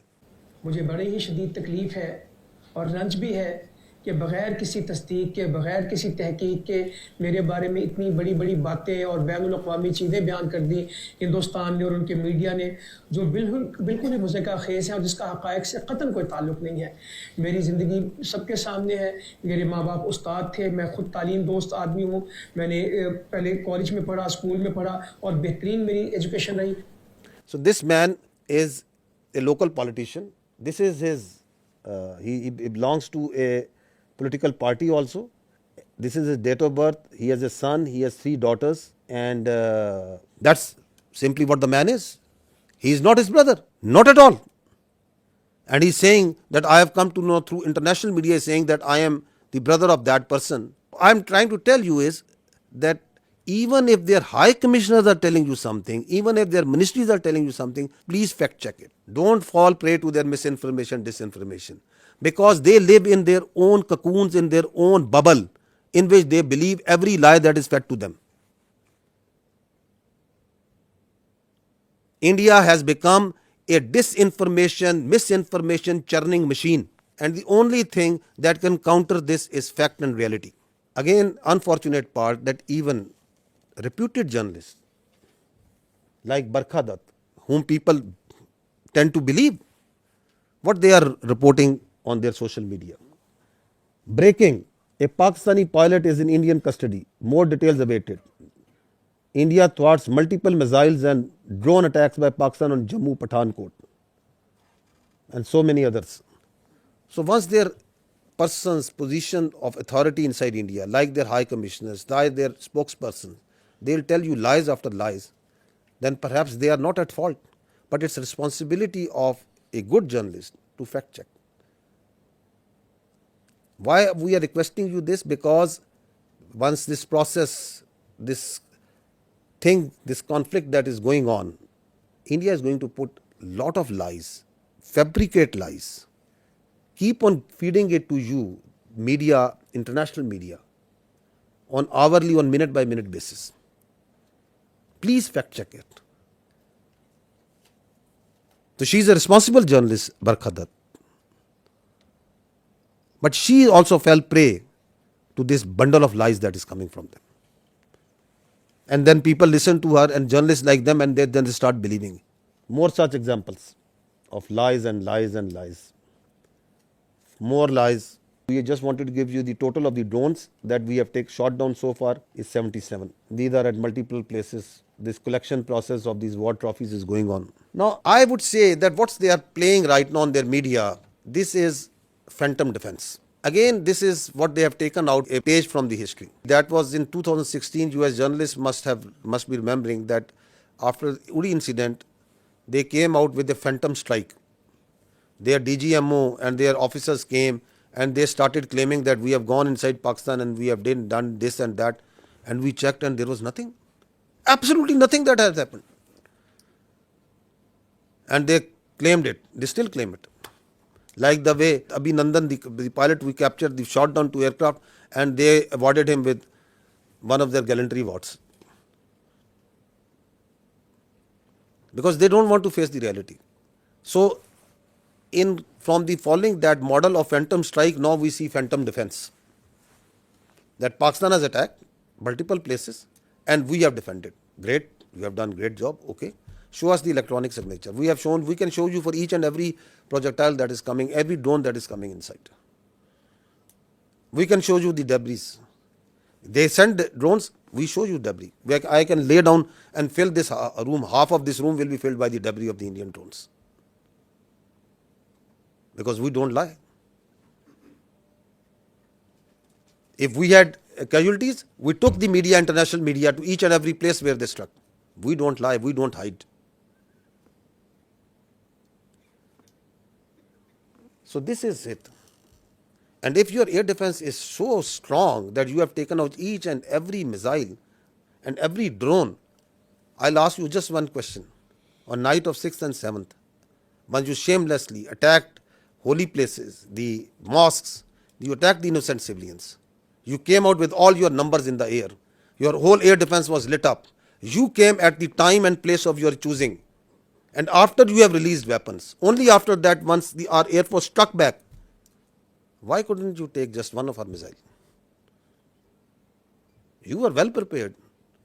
That is the birth. And now once you call this phantom defense, then everything is going up and everything is being neutralized. Have some common sense, my dears, at that side before you start conjuring up stories. So far, 33 Pakistani Shaheed, 62 injured. That's the cost that we have paid.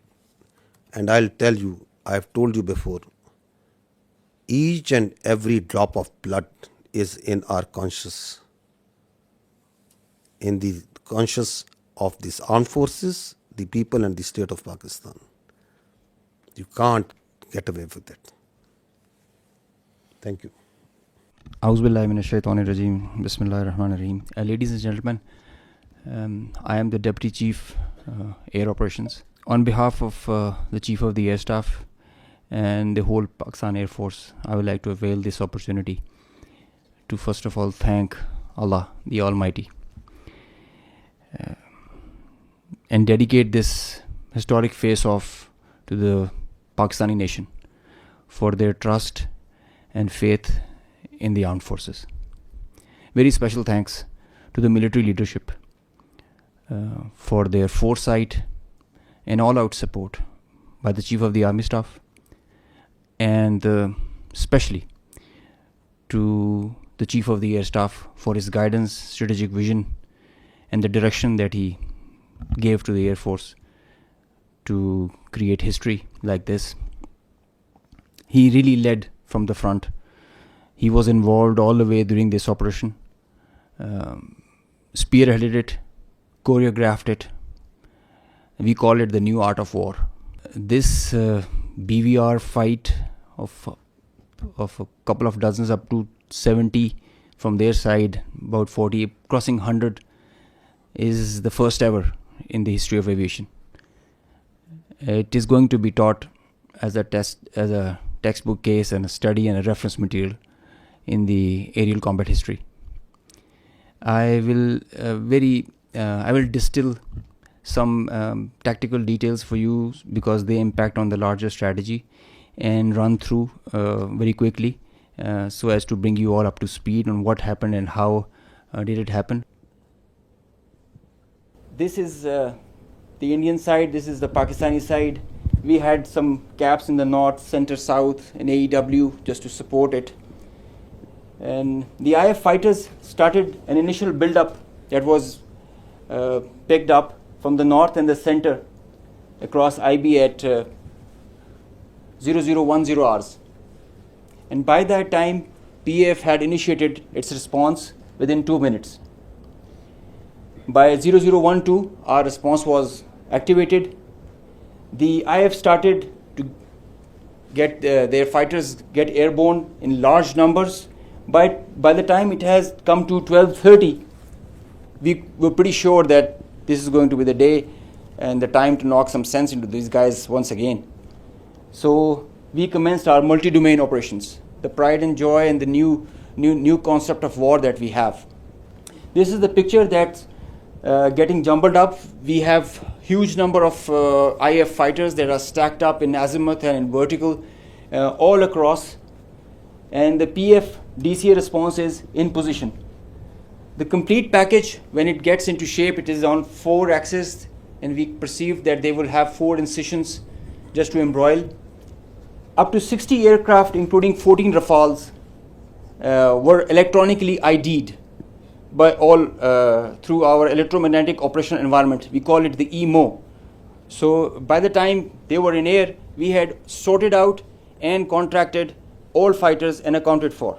The 60 number, that augmented to 72 through their scrambles that kept on coming just to reinforce and supplement and to saturate the air defense. They thought they could do that for the Pakistani ADG, air defense ground environment. The complete DCA package response by Pakistani side was also there.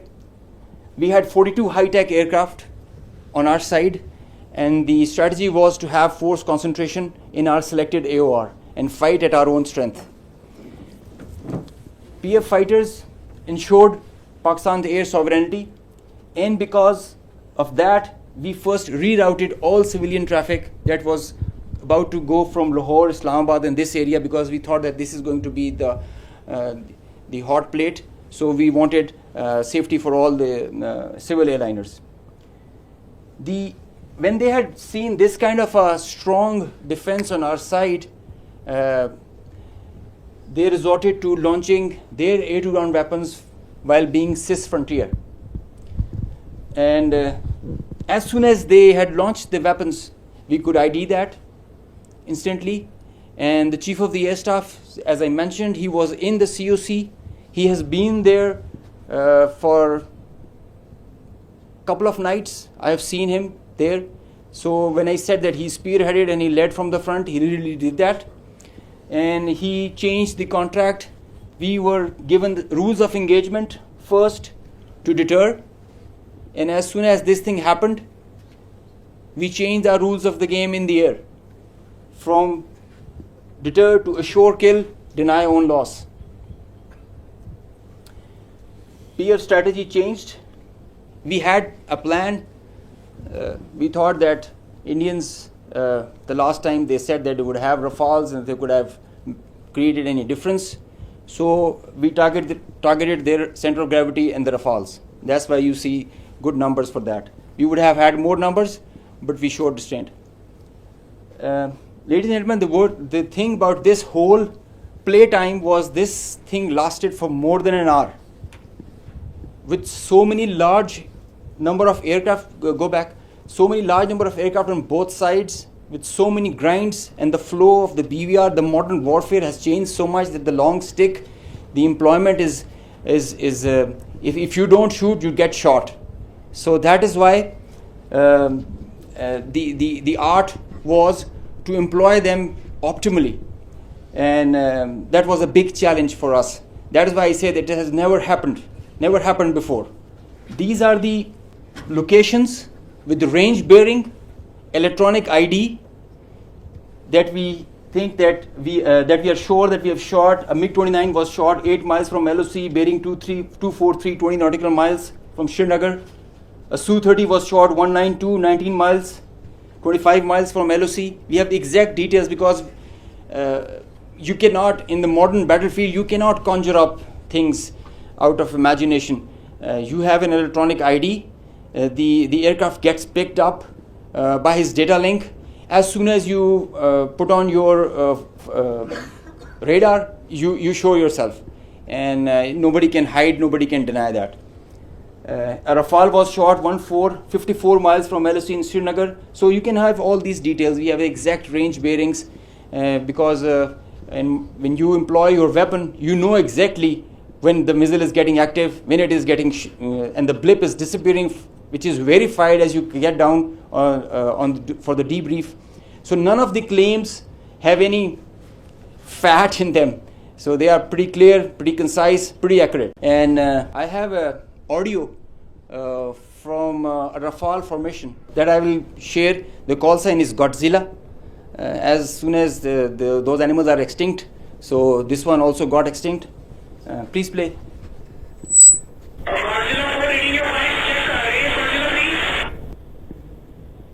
So he's asking whereabouts of his formation member.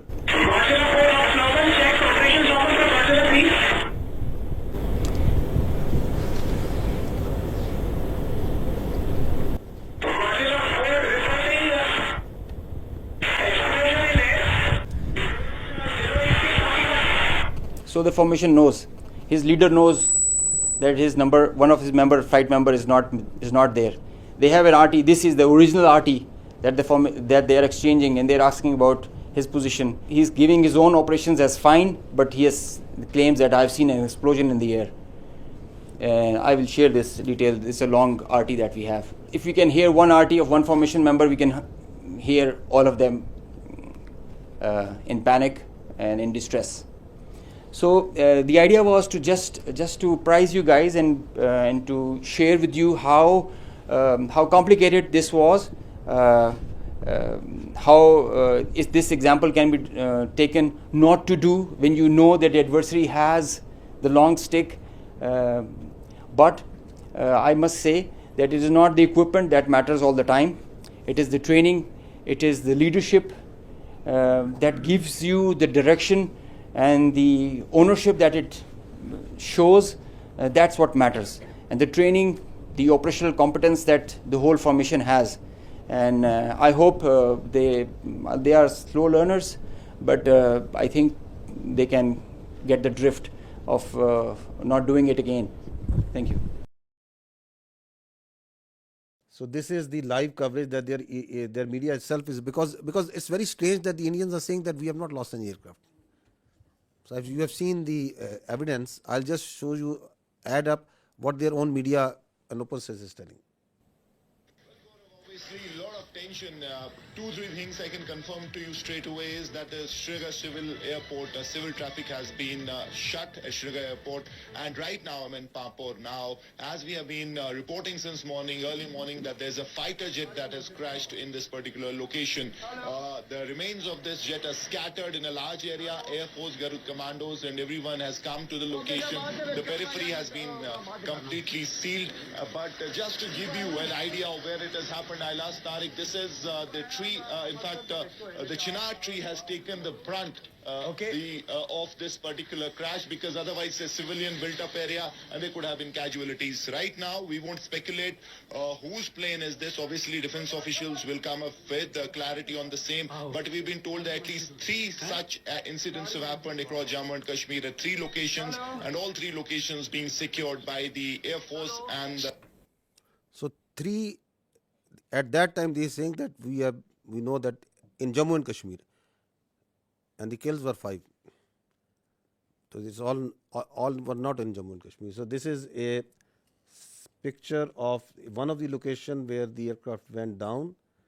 On the right side, you are seeing that of the 12th April, and this is the next day after the engagement. So you can see the crash site clearly.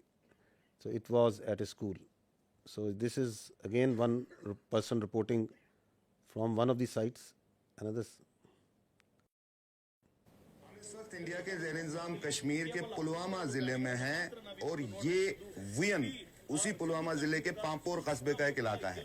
यहाँ पर रात के दौरान मकामी लोगों ने एक धमाके की आवाज़ सुनी, जिससे वो बाहर आए और उन्होंने देखा कि कुछ चीज़ जल रही है। उस मलबे से ये वाज़ेह नहीं हो पा रहा है कि वो कोई तैयारा है, कोई ड्रोन है या कोई ऐसा यूएवी है, लेकिन लोगों का कहना है कि उन्हें यकीन है कि वो एक जेट तैयारा है जो गिरकर तबाह हो गया है, लेकिन वो अनआइडेंटिफाइड जेट बॉम्बर है जिसके बारे में ये पता लगाना बहुत मुश्किल है, क्योंकि अथॉरिटीज ने अभी तक इस बारे में कोई तस्दीक नहीं की है।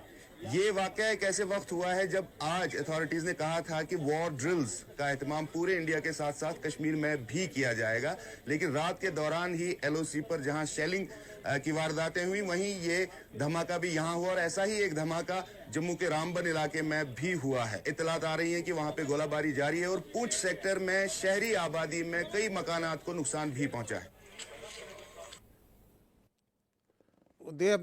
I think yet to even acknowledge what they lost in 2019. So we are not much worried that they are not acknowledging. But the international media, the media must know the truth.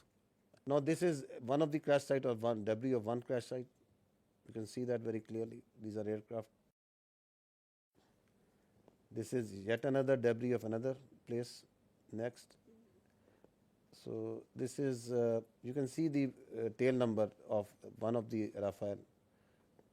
You can see it clearly that is lying. Though that tail, which was at one time was on an aircraft, is now on ground, detached. This is again, this engine was one part of one Rafale at one time, now it is on ground burning.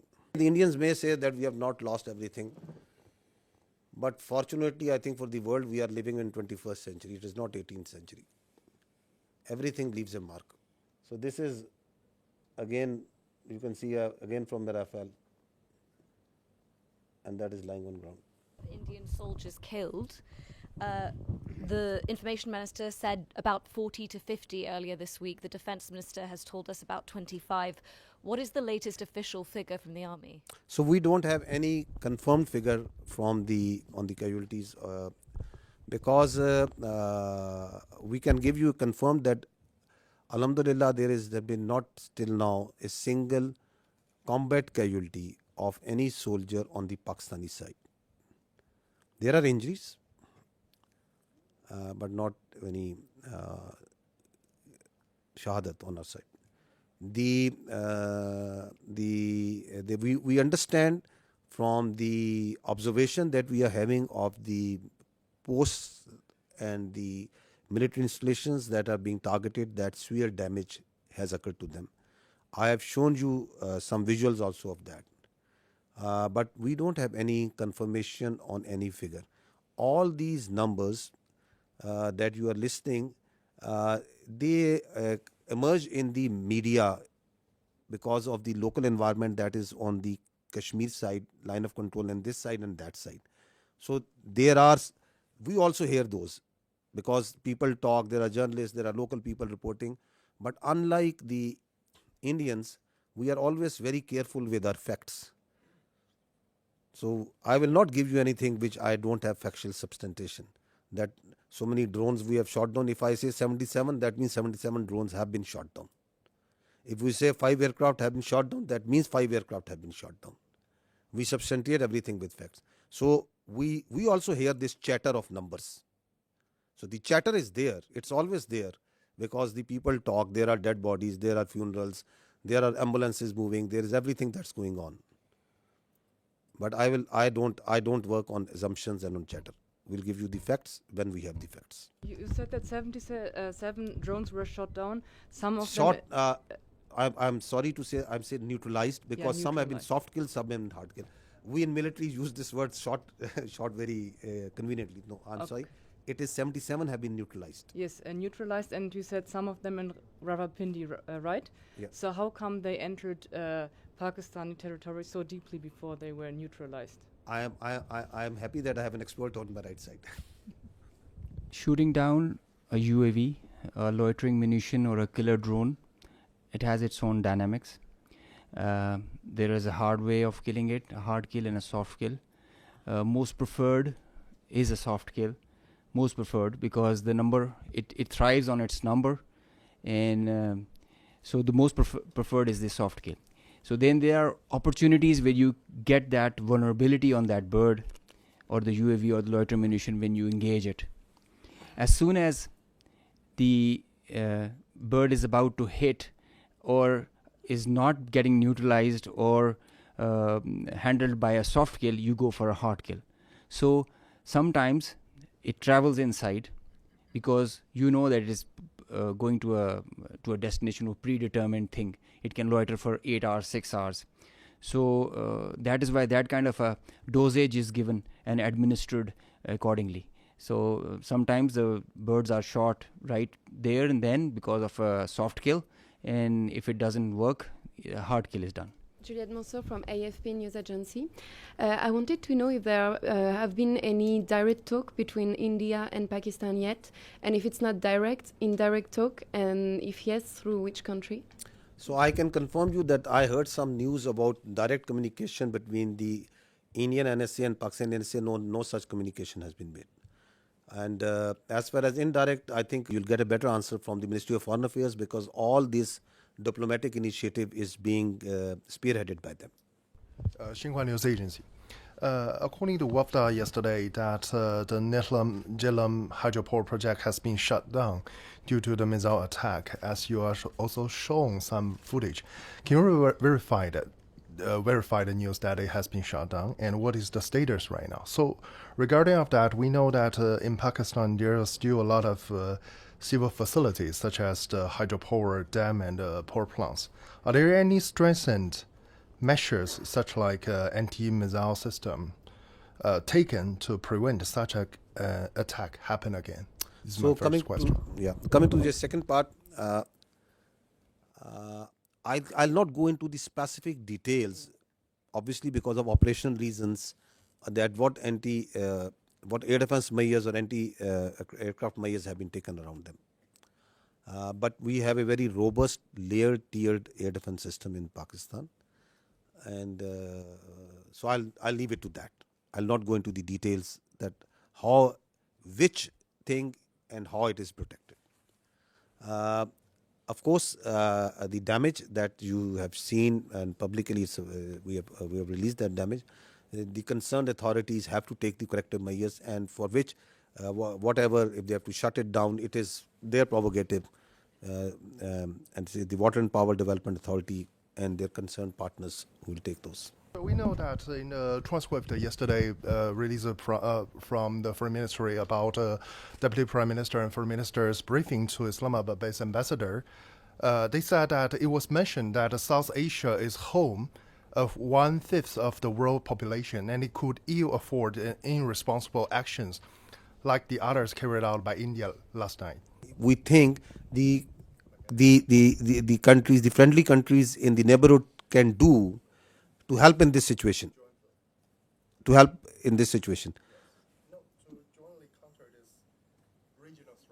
jointly counter this regional threat. I think the first thing is to put some sense into these people who have this hubristic mindset. The first and foremost thing is to tell them that don't externalize your internal problems and don't internalize your external problems. Have some sense and don't try to act like a regional hegemon. You are not. And respect the sovereignty and territorial integrity of the other states. Live like a responsible state. Stop spreading lies. Stop putting fake news out. And live like neighbors you need to live.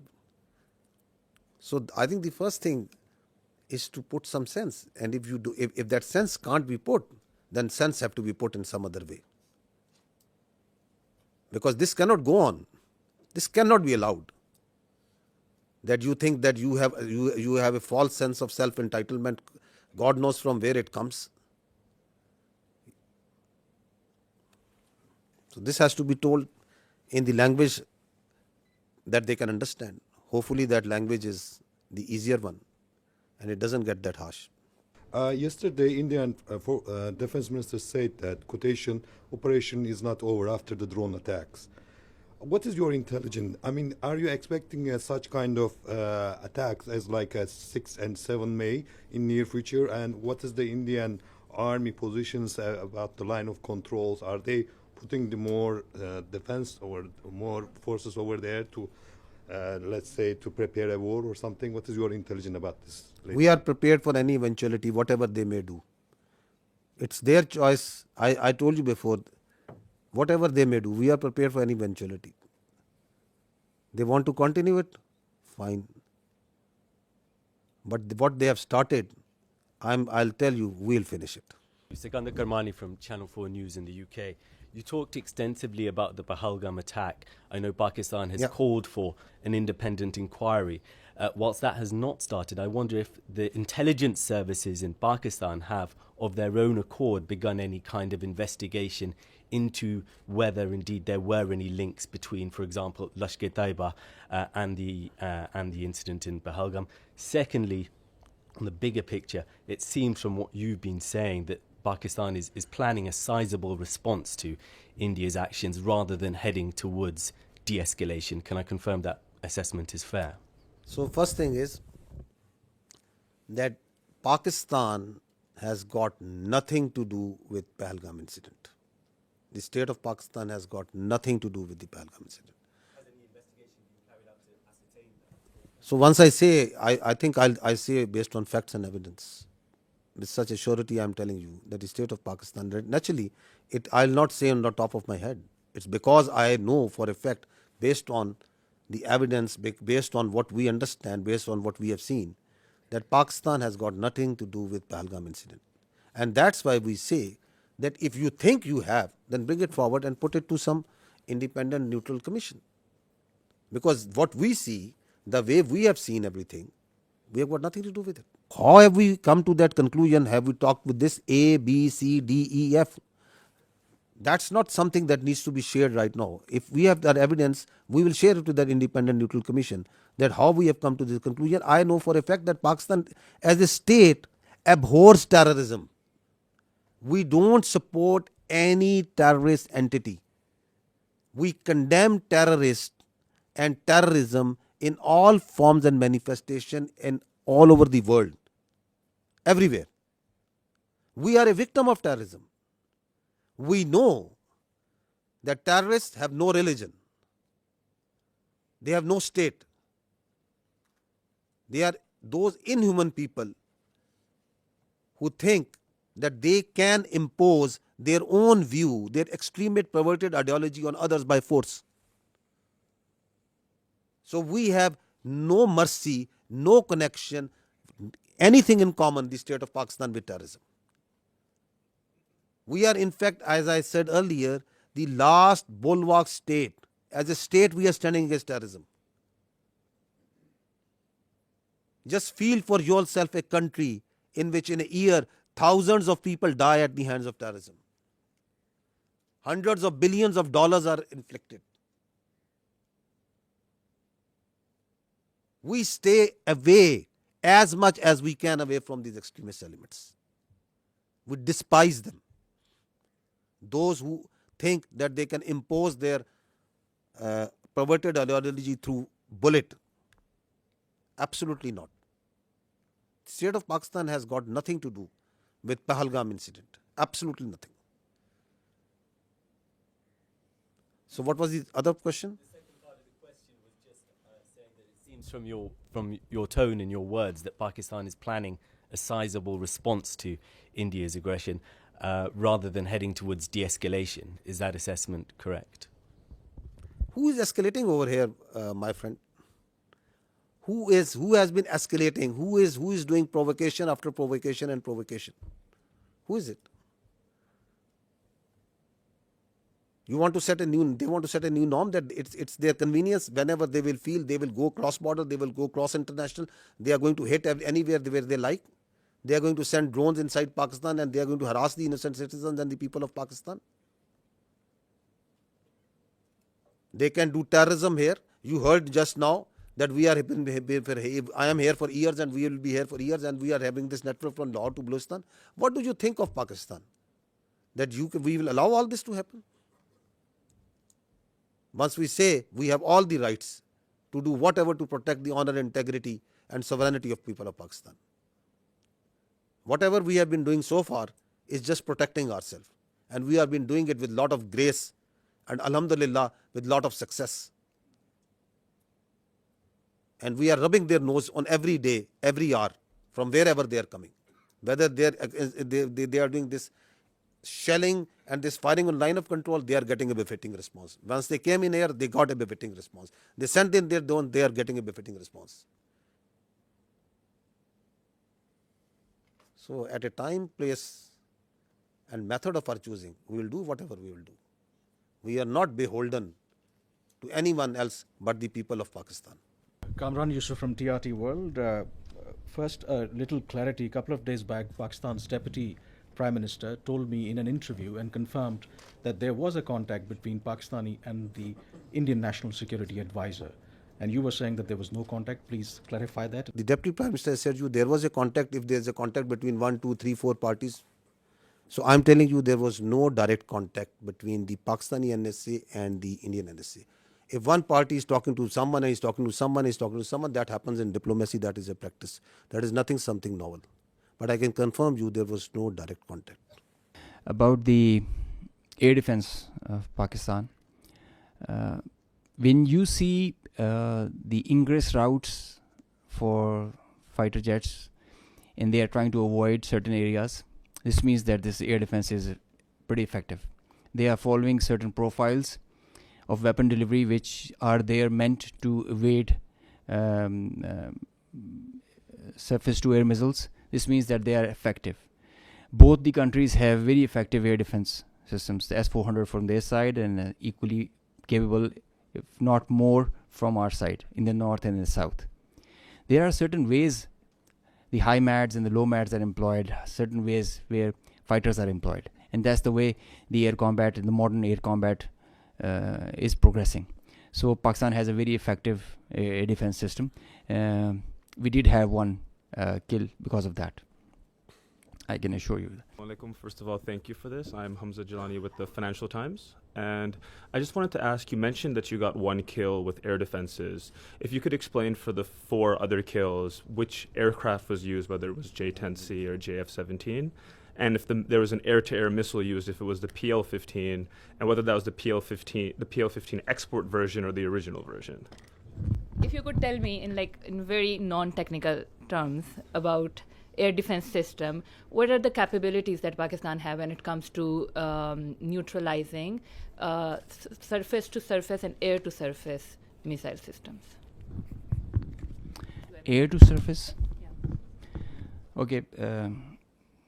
This means academic discourse, a pretty intense kind when you are asking such technical details, and we'll bore the rest of the people with them.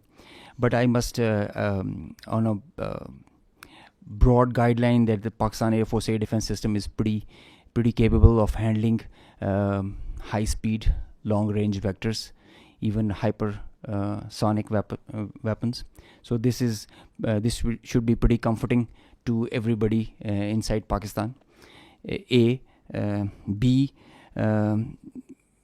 delving into details that which platform applied which weapon. You see, in modern warfare, all the players have their own contracts as per the game plan, and they create opportunities. Sometimes you have cross pockets which are of providence. So let's not go into details with which aircraft at which angle and aspect, and it D-max was it at what delta. But we did have a high MAD kill. We had participation from JF-17, the F-16s, the J-10s, and PL-15E or X or Y. It's the short log that we had. Ji, Assalamu alaikum. Abid Hussain from Al Jazeera. My question to DG ISP Saab. Sir, my question is that obviously you have denied very robustly that we did not send any drones or any missiles to India. So would you very categorically say what happened yesterday in terms of the videos that they have shown in Jammu particularly, was that a false flag operation from the Indian side? And subsequently, maybe, perhaps tomorrow, whenever they come up with some sort of debris, which you have asked in this thing, if that does happen, how would you perhaps, is it going to become a he said, she said thing or something else? So these two things. If we had sent anything, it will leave a electronic signature, one. We have all the records of the airspace, that what goes there and what goes from here to there and what comes from there to here, and it's all timestamped. So we are pretty confident once we say that nothing went from here. And as far as they are concerned, we don't give much damn and credence to whatever they say. So whatever they are saying on Pahalgam, whatever they are saying about these mosques and places of worship where they say there are terror camps and there was some training, whatever they are saying about that Pakistan yesterday, the havoc that they had caused to Pakistan yesterday, how many aircraft they have taken it out, whatever they are saying that what we have launched over there. So I've just shown you their High Commissioner, a very responsible person, is telling that this man, who is he, falsely calling someone who is someone else is someone else. And then the same media who is telling you stories, they have already declared him dead. So who to believe over there? What to believe? You said that we are not escalating, but how does Pakistan military see the next steps on the escalation ladder? And do you foresee any ramp-offs in this process? Escalation ladder, it is always unpredictable. Could any of us have predicted that Indians would launch a phantom defense last night and start claiming that Pakistan has attacked India at 15 locations? Or you could have predicted about 2 days ago that after 2 days India would say that they have taken out the Karachi port and it's burning. With such a belligerent who can come out with any story, who has no morality, could you predict that they could go and they will try to knock out one of the holiest places of Sikhs who are part of the majority of whom live in India and they are their citizens, Nankana Sahib, that they would plan such a thing? Could you predict that they will themselves target their own citizens and their own places and do in Amritsar with missiles? Can you predict that? You are asking me to predict that how I am going to behave? You want all the rationality and all the logic and all the cold responses from Pakistan, and you think that they have all the room to play and whatever they want like to do? Nobody can predict. Sarah Hassan from Voice of America. There's a fear among the public. Schools are closed, airports are partially operational, and as you also said that we will respond at our time. So do we think that we are still in the state of war? What do you think? What is this? Till the time the territorial integrity, sovereignty and honor of Pakistan requires that. If Pakistan's airspace, Pakistan's land, Pakistan's ADIZ and territorial waters, there's no compromise. There's no compromise. Pakistan's people, when they are threatened, their loss of life, loss of material, it cannot go unnoticed, cannot go like that. We owe it to our nation. And the pride and the trust the Pakistani nation has on our armed forces, we have always upheld it at all cost. At all cost. We did try to tell them with our tactical brilliance in Pulwama. Now we showed them our operational prowess and strategic guile and guide, and I think they should take heed. This is the best we can